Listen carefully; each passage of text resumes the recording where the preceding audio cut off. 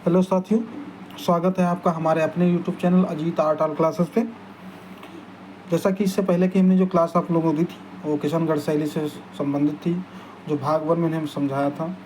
और हमने कुछ चित्रकारों के बारे में, यहाँ के राज्य के बारे में, स्थापना किसने की है, प्रमुख चित्रकार, ठीक है, और कौन कौन चित्रकारों के बारे में कहाँ पे क्या उपलब्धि मिली है, इसके बारे में हमने पिछली वाली क्लास में चर्चा की थी भाग 1 में किशनगढ़ के। आज किशनगढ़ शैली के अंतर्गत ही भाग 2 में उसी के आगे का हम पार्ट देखेंगे, समझेंगे कि क्या इसमें किस चित्र पे ज़्यादातर फोकस किया गया है, किस चित्र को ज़्यादा प्रभाव पड़ा है और किस लिए प्रसिद्ध है किशनगढ़ शैली में। तो उसके बारे में आज हम देखते हैं और चर्चा करते हैं। तो आइए हम देखते हैं क्या है इसमें। तो आपको स्क्रीन पर दिख रहा होगा, लिखा है बनी ठनी, ठीक है। बनी ठनी का मतलब है, वहाँ का एक चित्र था बनी ठनी किशनगढ़ शैली के अंतर्गत, ठीक है। जो सावन सिंह की माता ने बनी ठनी को, जो हुआ क्या 10 वर्ष की छोटी आयु में दिल्ली से अंतापुर से लाई थी बनी ठनी को, ठीक है। उसी के बारे में अब चर्चा करने जा रहे हैं। जो सावन सिंह, इनका नाम नागरी दास था, हमने पहले बता दिया था इससे पहले वाली क्लास में। तो उसी के बारे में समझते हैं। तो बनी ठनी क्या है उसके बारे में देख लेते हैं। तो यहाँ पे लिखा है, इसके स्क्रीन पे दिख रहा है बनी ठनी। तो इसमें सावन सिंह पर बनी ठनी का बहुत बड़ा प्रभाव पड़ा है, ठीक है। नंबर 1 ही पॉइंट में लिखा गया है कि सावन सिंह पर बनी ठनी का बहुत प्रभाव पड़ा। वह खुद को कृष्ण तथा बनी ठनी को राधा के रूप में मानने लगा था, ठीक है। अब ये बनी ठनी जो चित्र है, इसमें ऐसा एक चित्र है जिसमें स्त्री को दर्शाया गया है और इतना अच्छा चित्र है जो किशनगढ़ शैली के लिए ज़्यादातर प्रचलित रहा है और विख्यात भी रहा है कि बनी ठनी, ठीक है। तो इसमें हुआ क्या कि सावन सिंह जो थे, इन्होंने अपने आप को कृष्ण मान लिया और बनी ठनी को जो है राधा के रूप में देखने लगे थे, ठीक है। ये नंबर 1 पॉइंट लिखा गया है। नंबर 2 पॉइंट है, बनी ठनी रसिक बिहारी नाम से कविताएं करती थी। जो बनी ठनी चित्र है, जो रसिक बिहारी है नाम से कविताएं किया करते थे, ठीक। 3 पॉइंट लिखा गया है, भारत सरकार ने बनी ठनी से प्रेरित होकर 5 मई 1973 ईस्वी को एक डाक टिकट जारी किया था। जिस तरीके से आज की डेट में हर एक डाक टिकट पे किसी 5 या 10 या 15 या 20, जिस तरीके से आज की डेट में डाक टिकटों पर कोई ना कोई चित्र बनाया गया है, उसी तरीके से उस समय क्या हुआ था कि जो ये चित्र था बनी ठनी, उस समय भारत सरकार ने इस चित्र को डाक टिकट पर जारी किया था। यानी कि इस पेंटिंग को मान सकते हैं या इस चित्र को मान सकते हैं कि उस समय जो है भारतीय डाक टिकट पे जारी हुआ था और ये पूछा जा चुका है, इसको याद रखिएगा। आइए आगे हम देखते हैं नंबर 4 पे। नंबर 4 पे लिखा गया है, वृंदावन में बनी ठनी तथा सावन सिंह की समाधि, ठीक है। वृंदावन में बनी ठनी तथा सावन सिंह की समाधि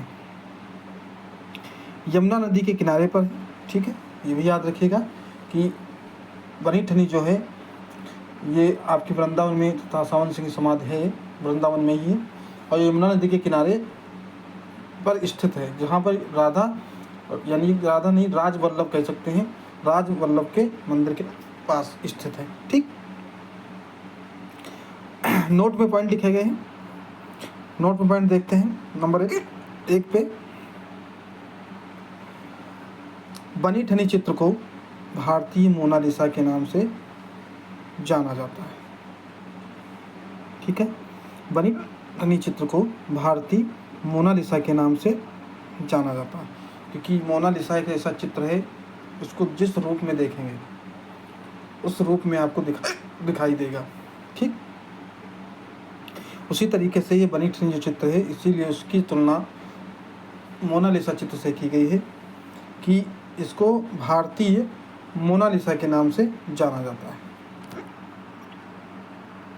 नंबर 2 पॉइंट लिखा गया है, भारतीय मोनालिसा सर्वप्रथम कृपाल सिंह शेखावत ने बनी ठनी चित्र को कहा। कहने का मतलब ये है कि जो भारतीय मोनालिसा नाम है, ये जो कृपाल सिंह शेखावत एक चित्रकार थे, उन्होंने इस बनी ठनी चित्र को भारतीय मोनालिसा के नाम से पुकारा था। ठीक है। अब यहाँ के किशनगढ़, संपूर्ण किशनगढ़ के अंतर्गत जो चित्र बने हैं उनके बारे में देख लेते हैं एक एक करके, कौन कौन से चित्र यहाँ के बने हुए हैं। और ज़्यादातर इन्हीं चित्रों से प्रश्न बनाए जाते हैं, पूछे भी जाते हैं। तो आइए हम देखते हैं प्रमुख चित्रों में कौन कौन से। तो पहला जो चित्र है बनी ठनी, जो सबसे ज़्यादा प्रमुख है और बहुत ज़्यादा विख्यात भी है। ठीक है। इस बनी ठनी के चित्र के बारे में हम देखेंगे और इसी के बारे में हम बता चुके हैं इससे पहले। ठीक है। तो बनी ठनी नंबर 1 पे हो गया। नंबर 2 पे चांदनी रात के गवैये, ये भी हमने बता चुके हैं, अमरचंद का है, पहले का चित्र हमने बताया था। ठीक है। और नंबर 3 जो है आपका है, चित्र देखते हैं, कृष्ण राधा को पुष्प अर्पित करते हुए। ठीक है। तीसरा जो चित्र है वो है कृष्ण राधा को पुष्प अर्पित करते हुए। चौथा चित्र जो हमारा है प्रेम की क्रीड़ा, नंबर 5 में जो है राजकुमारी फुलझारी का आनंद लेते हुए। ठीक है। नंबर 5 में जो चित्र है वो राजकुमारी फुलझारी का आनंद लेते हुए है। नंबर 6 पर जो चित्र है वो आपका है राधा कृष्ण का नौका विहार। ठीक, ये चित्र बहुत ही ज़्यादा बार पूछा जा चुका है, ये भी है राधा कृष्ण का नौका विहार। नंबर 7 पे चित्र लिखा हुआ है रुक्मणी हरण। नंबर 8 पे लिखा गया है प्रेमी युगल, ये भी चित्र है, बहुत फेमस चित्र है। नंबर 9 पे कृष्ण गोपियों के साथ नृत्य करते हुए। नंबर 9 पे जो है चित्र लिखा गया है कृष्ण गोपियों के साथ नृत्य करते हुए। नंबर 10 पे जो चित्र है वो है आपका प्रेम की नाव। ठीक है। नंबर 11 पे राधा कृष्ण। नंबर 12 पे एक दूसरे को पान का पत्ता देते हैं। इन चित्रों से, यानी इन्हीं चित्रों से ज़्यादातर चित्र पूछे गए हैं और यही चित्र जो हैं कई बार इम्पॉर्टेंट भी बताए जाते हैं और इन्हीं चित्रों से प्रश्न बनकर आते हैं। तो इनको नोट कर लीजिएगा, कहीं ना कहीं आप लोग ध्यान रखिएगा कि ये जो 12 चित्र हैं, इन 12 चित्रों से कोई भी चित्र पूछा जा सकता है कि किशनगढ़ शैली के। ज़्यादातर तो आपका बनी ठनी बहुत ही इंपॉर्टेंट है, उसके बाद चांदनी रात की गवैये भी इम्पॉर्टेंट है, बाकी तो इम्पॉर्टेंट मैंने बता ही दिया है, मोस्ट जितने हैं। ठीक है। तो इन 12 चित्रों से याद रखिएगा कि कौन कौन से चित्र कहाँ पर हैं।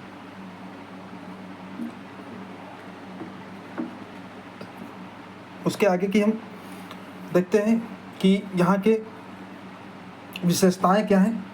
अब पूरी किशनगढ़ की शैली की विशेषताएं बताने जा रहे हैं, उसके बारे में चर्चा करते हैं। आइए हम देखते हैं आगे विशेषताएं।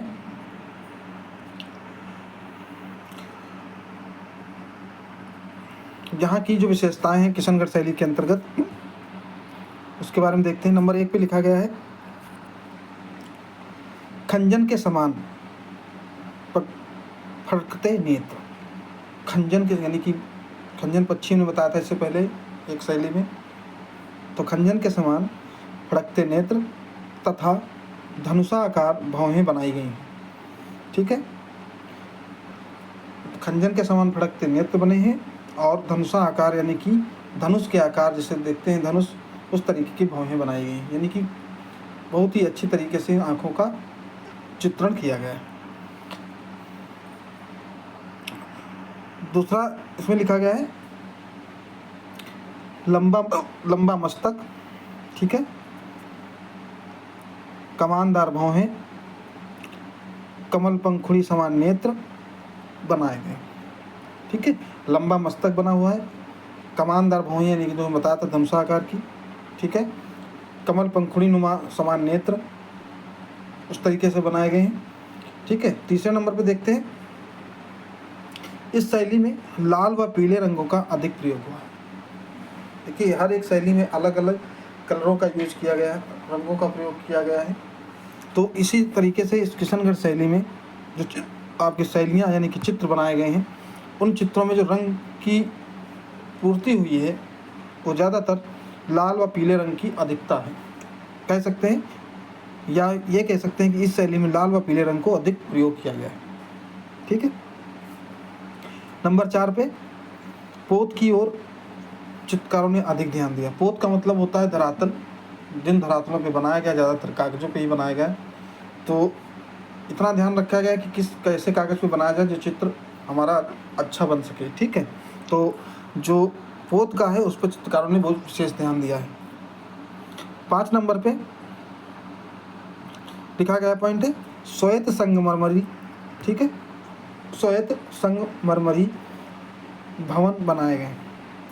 ठीक है, जो श्वेत संगमरमर होता है उससे भवन बनाए गए हैं। नंबर 6 पे यानी कि सफ़ेद संगमरमर से नंबर 6 पे लिखा गया है प्रायः गर्म रंगों में स्त्री पुरुषों को बनाया गया है। गर्म रंग हमारे वही होते हैं जो आँखों को देखने के बाद हमें अजीब सी झिलमिलाहट सी होती है, जैसे लाल हो गया, पीला हो गया। ठीक है, तो वही ज़्यादातर यूज किए गए हैं, तो इसीलिए यहाँ पर गर्म रंगों की श्रेणी में रखा गया यहाँ पे, यानी कि जो गर्म रंग है उन्हीं रंगों को जो है स्त्री पुरुषों में ज़्यादातर यूज किया गया है। नंबर 7 पे देखते हैं, नंबर 7 पे लिखा गया है हाशिए गुलाबी व हरे रंग में बने। अब हाशिया जो चारों तरफ जगह छुटी होती थी उसको बोलते हैं, तो उसको जो है गुलाबी या हरे रंग से उसको रंगा गया है। नंबर 8 पे लिखा गया है तैरते सारस व पतवारों को चित्रित किया गया है। ठीक है, नंबर 9 पे रात्रिकालीन दृश्यों को महत्वपूर्ण ढंग से अंकित किया गया है। ठीक, जो रात के दृश्य हैं उनको बहुत ही महत्वपूर्ण ढंग से अंकित किया गया है। नंबर 10 पे नौका विहार के दृश्य व सुंदर नौकाओं के चित्र बने हैं, यानी कि जो नाव चलती है तो उसमें जो नाविक होता है उनके चित्र बहुत ही सुंदर दृश्य के साथ बनाए गए हैं, जिसमें पानी की लहरों के चित्रण भी चांदी के रंग का प्रयोग किया गया है। यानी कि जब चांदनी रात यानी कि जब चंद्रमा पूरी तरह होता है और जो उसका प्रकाश पड़ता है नदी में या झील में कहीं भी, तो उसको चमकती हुई यानी कि चांदी के जैसे रंगों का प्रयोग किया गया है कि जैसे लगे कि रात्रि में ही बिल्कुल लहरों में चमक है। तो वही चांदी के रंगों का जो है प्रयोग किया गया है। और नौकाएं जो हैं लाल रंग से बनी, जो नाव हमारी हैं वो वहाँ पे लाल रंग से रंगी गई हैं, यानी कि चित्रांकन किया गया है।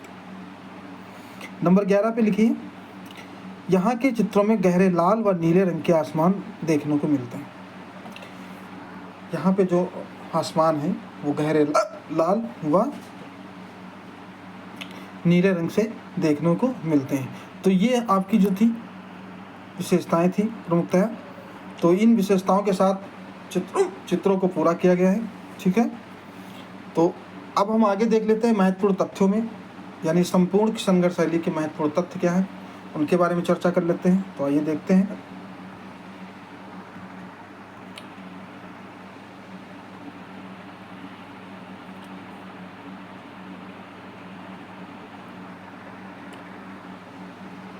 महत्वपूर्ण तथ्यों में देखते हैं किशनगढ़ में कंदराओं झील को चित्रित किया गया है। नंबर 1 पॉइंट पर जो लिखा गया है किशनगढ़ में कंदराओं झील को चित्रित किया गया है।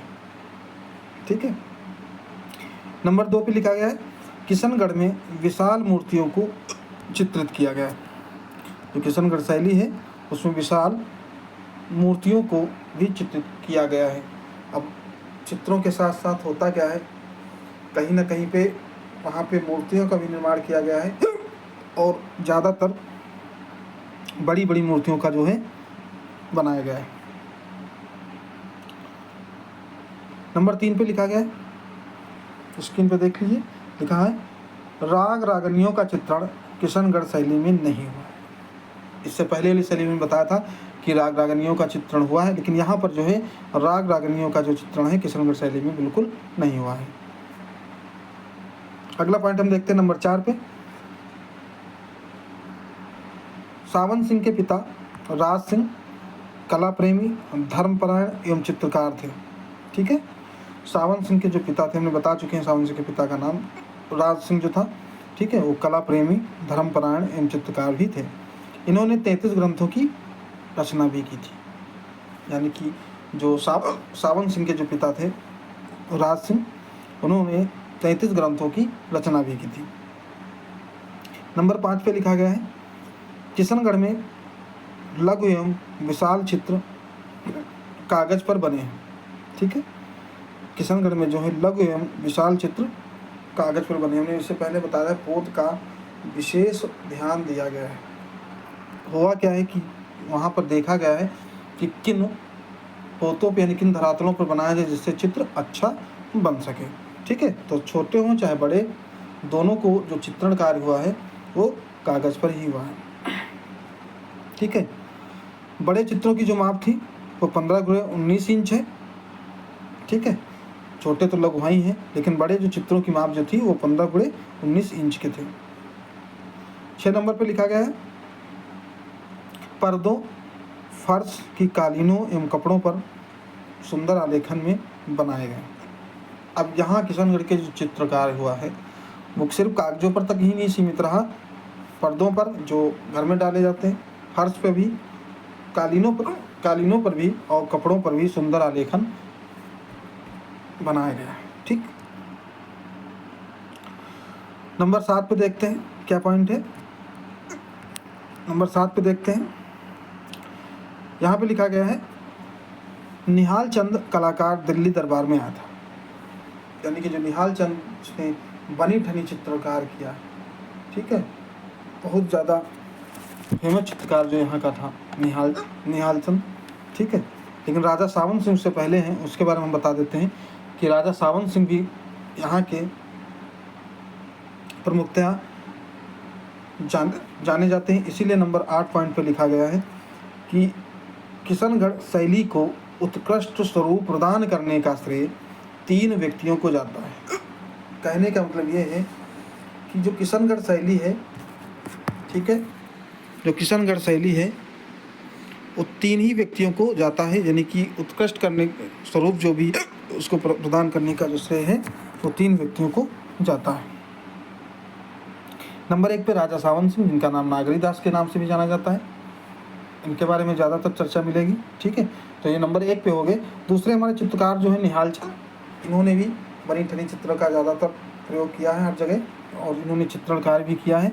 और तीसरी जो है बनी ठनी, इन 3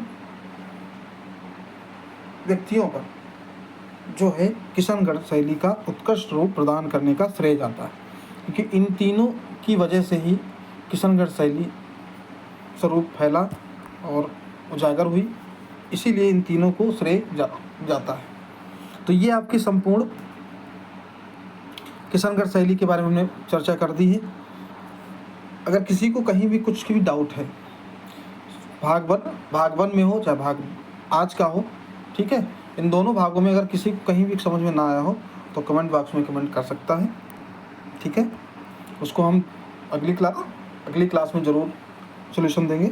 ठीक है, और तैयारी आप लोग करते रहिए, परीक्षा आने वाली है।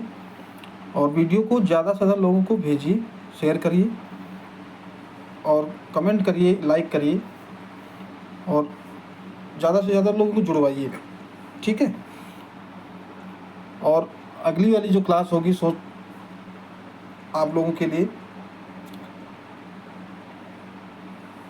ऑब्जेक्टिव लेकर के आएंगे।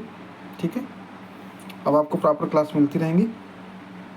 अब आने वाली जो क्लास होगी तब तक के लिए सभी को राधे राधे।